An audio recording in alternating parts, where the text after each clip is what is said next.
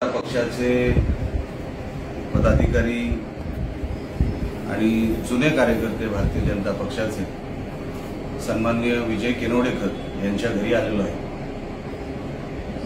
आम्हाला असं माहित पडलं की या घरामध्ये काल सन्माननीय रवींद्र चव्हाण साहेब आले होते आणि मी जो सातत्याने सांगतोय की ते आल्यानंतर काय काय होतं तर त्याचं उदाहरण तुम्हाला मी आता देणार आहे।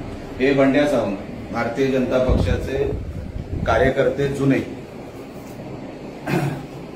इकडे बंड्या सावंत इकडे हे बघा विजय केनवडेकर हे विजय केनवडेकर आणि तुम्हाला पैसे दाखवतो या तुमचं घर आहे तुम्ही ते पैसे कुठे ठेवलेत ते दाखवा। हे काय तुम्हाला दाखवतो ना कुठे ते बघा इकडे इकडे हे बघा इकडे हे पैसे इकडे इकडे शूटिंग इकडे घ्या। हे पैसे हे आता शिडीने 5-10 मिनिटापूर्वी इकडे आलेले आहेत आणि हे ह्यांचं घर हे भारतीय जनता पक्षाचे जुने कार्यकर्ते ते त्यांची निष्ठा भारतीय जनता पक्षावर आहे आणि भारतीय जनता पक्षाची निष्ठा ही त्यांच्यावर आहे। हे तुम्हाला निष्ठेचं स्वरूप तुम्हाला दिसतच आहे। आता या सर हे सर माझे पैसे आहे ते माझ्या ह्याच्यातले आहे। कसले? माझ्या बिल्डिंगच्या बिझनेस मधले आहे। कुठले दाखवा प्रूव्ह करा। तुम्हाला निवडणूक आयोगाकडे प्रूव्ह करायला लागणार। निवडणूक आयोग अधिकाऱ्याला बोललो आणि पीआयला बोललो बोलो ना सगळ्यांना बोललो पत्रकारांना बोललो तुम्ही तुमच्या बिझनेसचे आहे ते तुम्हाला प्रूव्ह करायला लागले। कुठल्या बिझनेसचे आहे ते? के बिल्डर्स अँड डेव्हलपरचे। काय कसलं पेमेंट आहे हे आपल्या फ्लॅटचं कसलं फ्लॅट सेल केलं कॅश मध्ये कोण आहे? कॅश कोणी दिली तुम्हाला? थांबा सर कोण आहे? राणे साहेब जगताप सर जगताप साहेब मी निलेश राणे बोलतोय आमदार। मी ते विजय केनवडेकर यांच्या घरी आलोय। त्यांच्या घरी पैसे सापडले तर मी तिकडे आलेलो आहे पत्रकारांनाही बोलवतोय आपण इकडे यावं हे ह्याच्यावर योग्य ती कारवाई आपण करावी। हॅलो हॅलो हा आवाज येतोय आपल्याला? हॅलो हॅलो आवाज येतोय का आपल्याला? मी म्हटलं की मी विजय केनवडेकर साहेब यांच्या घरी आलोय तर मी इकडे पैसे सापडलेत विजय केनवडेकरांच्या घरी। जरा या इकडे हे जरा पुढची कारवाई करावी लागेल। हे जर तुम्ही शूट कराल हा हे सन्मान्य रवींद्र चव्हाण साहेब आपल्याला इकडे दिसतील आणि बाकी भारतीय जनता पक्षाचे वगैरे कार्यकर्ते आहेत। आता तुम्हाला केनवडेकर साहेब हे सिद्ध करावं लागेल। माझं काय म्हणणं नाही करतो मी सिद्ध। हे कसं सिद्ध कराल? तुम्हाला पेमेंट कोणी दिली एवढी मोठी कॅश एका दिवसात निवडणुकीच्या काळातच कशी दिली हे सगळं तुम्हाला सिद्ध करावं लागेल।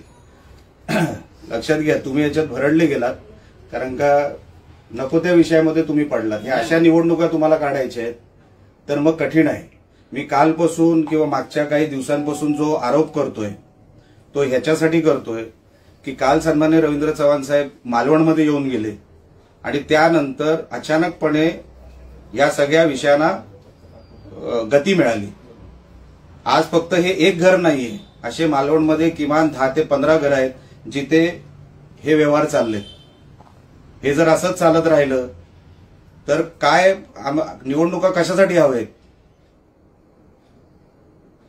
एवढं आता जनतेला कळावं म्हणून हे सगळं करतोय। हे मी भारतीय जनता पक्षामध्ये असताना ह्यांचा जीव भारतीय जनता पक्षामध्ये आहे वगैरे सगळं ठीक आहे पण ही निवडणूक लढायची पद्धत नाही अजिबात नाही। हे जर तुम्हाला करायचं हे कसल्या निवडणुका आपण लढवतोय मग? आणि असे प्रकार मी तुम्हाला जाणीवपूर्वक सांगतो असे प्रकार मालवणमध्ये किमान 10 ते 11 घरांमध्ये चालू आहे। हे सायमल्टेनियसली पैसे पोचवले जातात आणि मग ह्यांची लोक येऊन त्या स्तरावर खाली पैसे वाटतात घर टू घर हे त्याच्यातले पैसे आहेत।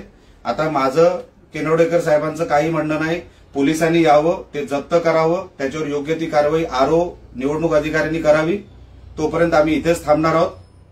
त्यांनाही ते काय कारवाई करतात तेही मला बघायचं आहे ते बघितल्यानंतर आम्ही पुढचं पाऊल काय उचलणार आहोत हे आम्ही इकडे अधिकारी आणि पत्रकार आल्यानंतर आम्ही त्यांच्या समोर हा सगळा विषय ठेवणार आहोत. जे होईल ते आता पत्रकारांसमोर होईल आणि अधिकारी आणि पोलीस अधिकाऱ्यांसमोर होईल.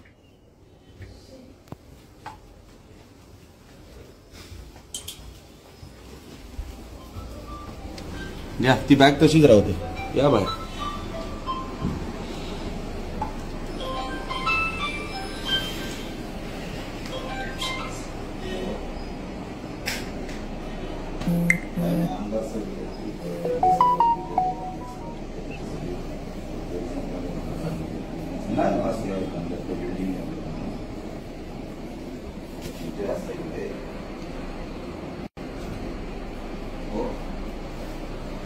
होय साहेब, खरंच सांगतो मी पण असतं सांगतो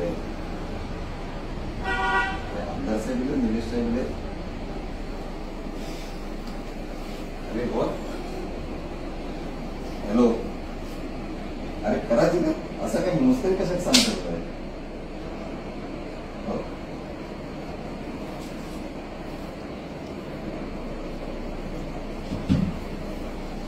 लावा तुम्ही सगळ्यांना पुन्हा बोलून घ्या. हे सगळ्यांसमोर झालं पाहिजे.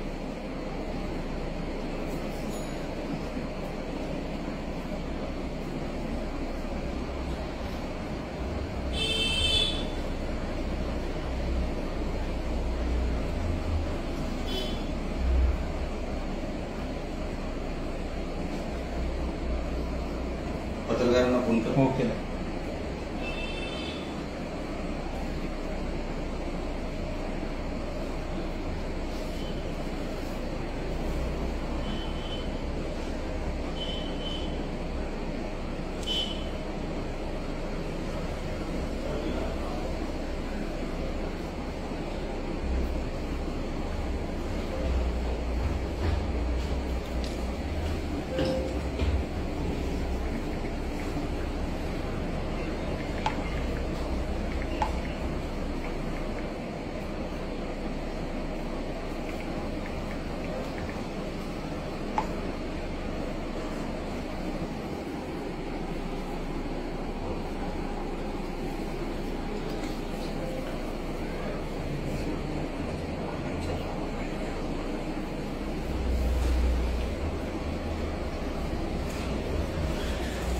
काही चालू आहे.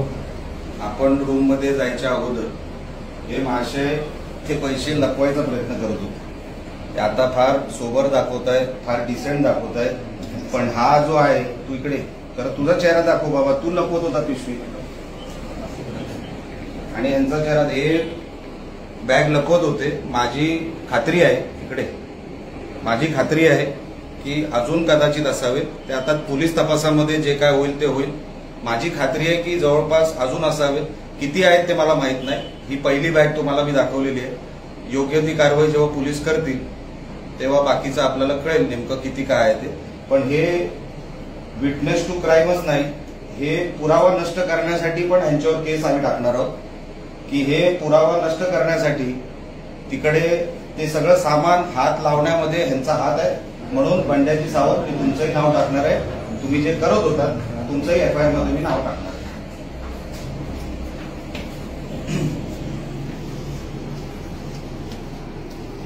सर तुम्हाला देऊ की सगळ्यांना येईपर्यंत वाट बघू? येत आहे. माझी विनंती अशी आहे की तुम्हीच जाऊन ती बॅग बाहेर घेऊन, कोणाच्या बेडरूम मध्ये कॅमेरा नको, तर तुम्हीच जाऊन बॅग बाहेर घेऊन या. म्हणजे ती शूटिंग करता येईल.